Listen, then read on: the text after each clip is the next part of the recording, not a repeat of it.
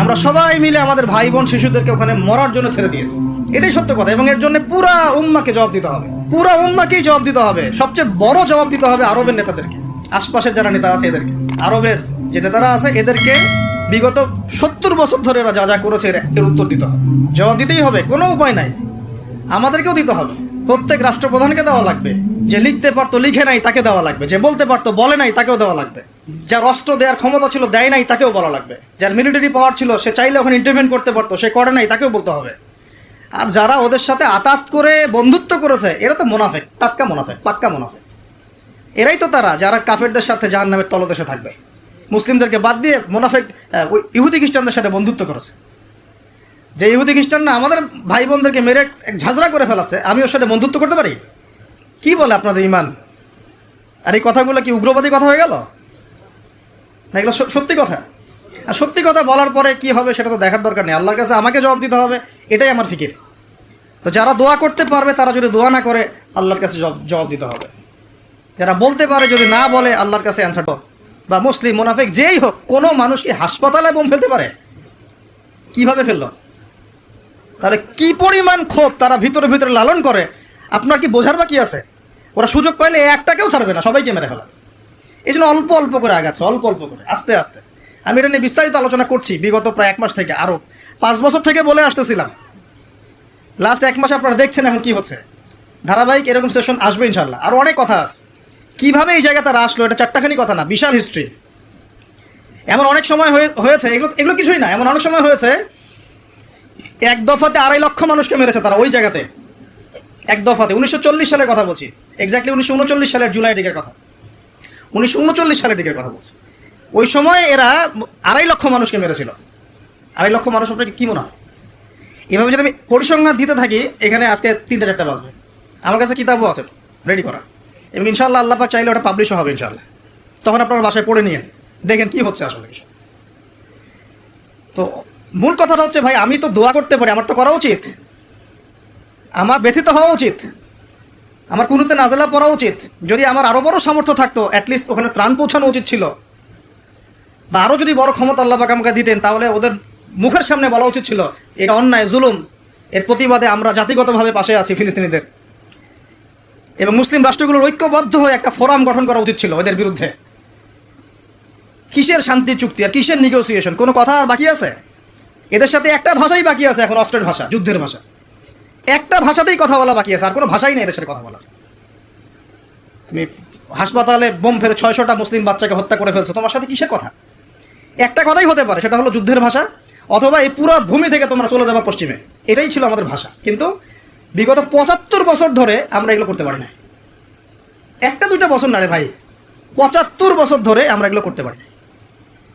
তো আমি এখানে গলা ফাটাই, আমার আবেগ ঝেড়েও কী লাভ হবে তাও জানি না। অ্যাটলিস্ট আমরা আমাদের জবাবটা তো আল্লাহর কাছে দেওয়া লাগবে। আল্লাহ পাক আপনার অপারগতাও জানেন, আপনার সামর্থ্য সীমাও জানেন। আল্লাহ পাক দেখবেন এর মধ্যে থেকে আপনি কী করেছেন, দেখবেন কি না? তো এখন ভাই আমাদের কি এইসব মোবাইল, সেলফি, হাবি জাবি এগুলোই জীবন? না আমাদের কি চিন্তা করতে হবে? একটু চিন্তা করতে গেলে প্রথম সলিউশন পড়াশোনা করতে হবে, কোরআন পড়তে হবে। যে যাই বলুক কোরআন পড়লেই হয়ে যাবে, সেই হয়ে যাবে, সব কথা বাদ দেন, আপনি কোরআন পড়েন। যে যাই বলুক না কেন, আপনি কোরআন পড়তেই হবে, আপনাকে এর অনুবাদ আপনাকে পড়তেই হবে, তাফসির আপনাকে ঘাটতেই হবে, পাশাপাশি নবীর হাদিসগুলো আপনাকে পড়তে হবে। অবশ্যই কোনো না কোনো আলেমের সোহবতে থাকতে হবে। উদ্বাস্তুর মতো জীবনযাপন করবেন না এই 10-20 জন সার্কেল নিয়ে। ওলামায়ে কেরামদের মধ্যে যারা হক্কানি ওলামায়ে কেরাম তাদের কাছে এসে পরামর্শ করে চলাফেরা করবেন, যাতে আপনি বিভ্রান্তির শিকার না হন, পরামর্শ করতে পারেন। এই বাংলাদেশে কি আলেম ওলামার অভাব আছে? যত তাদের মধ্যে বিভক্তি থাক, যতই তারা একে অপরের সাথে কলুশনে থাক না কেন, যত দল থাক, তারপরেও আপনি ওলামায়ে কেরামের সাথেই থাকবেন। এবং হকপন্থী চিনে নেবেন। হকপন্থী আর মুনাফিক চেনার সবচেয়ে উপযুক্ত সময় কোনটা সেটাও বলে দিই। হকপন্থী ওলামায়ে কেরাম আর মুনাফিক যারা মুসলিম উম্মার ভিতরে কাজ করছে আমাদের মতো লেবাস পোশাকে, এটা চেনার, ফাইন্ড আউট করার সবচেয়ে শ্রেষ্ঠ সময় হচ্ছে উম্মার এই সংকটপূর্ণ সময়গুলো। উম্মার উপর যখন কোনো বিপদ আপদ, বালা মুসিবত, সংকট আসবে, আপনি এমনি বুঝতে পারবেন কারা মুনাফিক কারা হকের উপর আছে, যদি আপনার বিবেক থেকে থাকে, আপনার বুঝ থেকে থাকে। এরপরেও যদি না চিনতে পারেন, আপনি দাজ্জাল, অন্ধ, আপনি দাজ্জালের মতো এক চোখ অন্ধ। এই মাজলুমদের বিপক্ষেও বহু আলেম কথা বলে নাই বাংলাদেশে, বলে নাই? তা আপনাকে আমি আর কীভাবে চিনাবো, কীভাবে চোখে আঙ্গুল দিয়ে চিনাবো যে আসলে কারা হকপন্থী কারা বাতিলপন্থী? এটুকু তো আপনার দায়িত্ব চেনার। কীভাবে এভাবে তাদের সাথে আপনি নিজের জীবনটা নষ্ট করে ফেলতেছেন? সাল্লাল্লাহু আলাইহি ওয়াসাল্লামের নাম আসলে আমার ভিতরে কোনো অনুভূতি আসে কি না বুঝবেন, ইনশাআল্লাহ এটা আপনার আস্তে আস্তে বুঝে যাবেন। তাহলে নিজের তাসকিয়ার দিকে ফোকাস করেন, এবং তাসকিয়া অর্জন করার জন্য অবশ্যই সোহবত লাগে। যারা আত্মশুদ্ধিতে পরিপূর্ণ মানুষ, এই মানুষগুলোর সাথে পরামর্শ করে চলবেন। আর নিজের দিন পালন করেন, দিনটাকে আর বিভক্ত হতে দিবেন না। যারা এই বিভক্তির দিকে নিয়ে যায় এদেরকে বয়কট করবেন, মিশবেনই না এদের সাথে।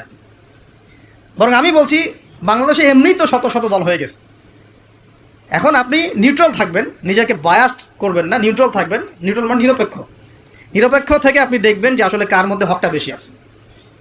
এরপর আপনার বুঝ অনুযায়ী কোরআন সুন্নাহর সাথে মিলিয়ে ওলামায়ে কেরামের পরামর্শে যেদিকে তারা আপনাকে হেদায়েতের পথে নিয়ে যাবেন সেই পথে আপনি চলেন, ইনশাআল্লাহ আপনি ঠিক পথে থাকবেন। এই জন্য আমি একা একা থাকতে নিষেধ করি। ওলামায়ে কেরামদের সাথে পরামর্শ করে চলবেন এবং ঐক্যবদ্ধ জীবনযাপন করবেন। আর কিছু ভাইয়ের মধ্যে যদি খারাপ কিছু থাকে তাদেরকে একদম আন্ডার এস্টিমেট করে ধুয়ে রেখে দেওয়ার দরকার নেই। কারণ যার মধ্যে খারাপ কিছু আছে ওর মধ্যে ভালোও কিছু আছে। খোলা মনে ভালোগুলো নিয়ে নেবেন, খারাপগুলো আপনি ছেড়ে দিবেন। এখন বলতে পারে আপনি কীভাবে বুঝবেন ভালো কোনটা খারাপ কোনটা? নিজে পড়বেন, নিজে জ্ঞান অর্জন করবেন, আল্লাহ পাক বিবেক দিয়েছেন, বোঝার চেষ্টা করবেন এবং আলেমদের সাথে পরামর্শ করবেন। ব্যাস, আল্লাহ পাক এরপরে আপনাকে যে পথে নিয়ে যাবেন ইনশাআল্লাহ সেই পথে আপনি চলবেন। উম্মার বিভক্তি বাড়াবেন না। এরপরে যখন অর্থনীতির মধ্যে ঢুকবেন, ব্যবসা বাণিজ্য, রিজিক, চাকরি বাকরি, যান চলে গেলেও হারাম খাবেন না ইনশাআল্লাহ। আল্লাহ পাক তৌফিক দান, আপনাকে তৌফিক দেখ, আমাকেও তৌফিক দান। কারণ আমরা সবাই হারাম খাচ্ছি অ্যাভেলেবল, আমি নিজেও ফিল করি। হারাম না খেলে আমাদের দোয়া কবুল হইতো। দোয়া যে কবুল হচ্ছে না বোঝেন না? কাবা ঘরে দোয়া হচ্ছে বিগত প্রায় 40-50 বছর থেকে, আল্লাহ ফিলিস্তিনকে মুক্ত করে দাও, মুসলিম ভাইদেরকে সাহায্য করো, নুসরা নাজিল করো। আপনি দোয়ার কি বরকত দেখতে পারতেছেন? দোয়ার কি ইম্প্যাক্ট পড়তেছে? রিজিক হারাম, রিজিক অনেক সময় হারাম হয়ে যাচ্ছে আমাদের। এমনকি হজের মতো মৌসুমে, ওমরার মতো মৌসুমে আমরা যে গোষ্ঠগুলো খাচ্ছি বাইরে, যেগুলা, এগুলো যে কতটুকু আল্লাহর নামে জবাই করছে আল্লাহ ভালো জানে। ভাবতে হবে তো এগুলা। পারতেছি না, আমি সত্যি বলতেছি যে আমরা হালাল খাইতেও পারতেছি না। মনে হয় চেষ্টা করতে হবে 100% হালালের উপর থাকার জন্য। যদি আল্লাহর নামে জবাই না করা হয় সেটা কি হালাল হবে? না। যদি আমার টাকার মধ্যে সুদ থাকে হালাল হবে? যদি আমার টাকার মধ্যে ঘুষ থাকে হালাল হবে? বাংলাদেশের লক্ষ লক্ষ মানুষ নামাজ পড়ে মসজিদে, ঘুষখোর। বাংলাদেশের লক্ষ লক্ষ না, কোটি কোটি মানুষ মসজিদে নামাজ পড়ে, মুসল্লি সুদখোর।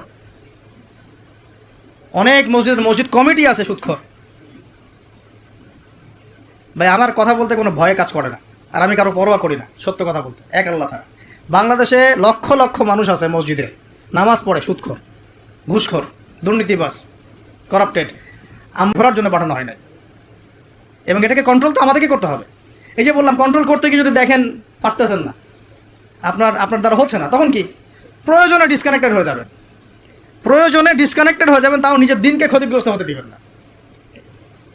কিছু করার নাই তো, চেষ্টার উপর চেষ্টা করে যাচ্ছেন আপনি 10 বছর, 15 বছর, 5 বছর, 7 বছর, কোনো রেজাল্ট পাচ্ছেন না। আপনি কি করবেন? দিন ছেড়ে দেবেন?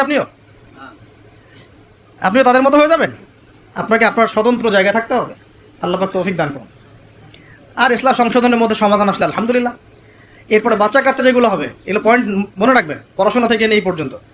বাচ্চা কাচ্চা যেগুলো হবে, এক একটা বাচ্চাকে আগামী দিনের যোদ্ধা হিসেবে গড়ে তুলবে। কি যুদ্ধ করবে তারা? আগে আদর্শিক যুদ্ধ করবে। আদর্শিক যুদ্ধ করবে যে আমরা ওইসব আদর্শে চলি না, আমাদের নিজস্ব আদর্শ আছে, এটা ইসলাম। আমাদের কিতাব আছে কোরআন, আমাদের সুন্নাহ আছে মুহাম্মদ সাল্লাল্লাহু আলাইহি ওয়াসাল্লামের সুন্নাহ। এরা বৈষয়িক শিক্ষাও শিক্ষিত হবে, ইসলামিক শিক্ষাও শিক্ষিত হবে ইনশাআল্লাহ।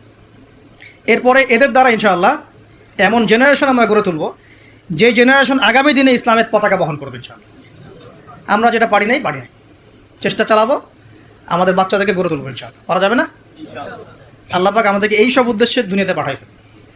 এভাবে ইনশাআল্লাহ আমরা এলেম অর্জন, তাসকিয়া অর্জন, আমল বাড়িয়ে দেওয়া, হালাল খাওয়া, পরিবার গঠন করা, প্রজন্ম গঠন করা, এই কাজগুলো করতে করতে করতে আমরা আগাবো ইনশাআল্লাহ।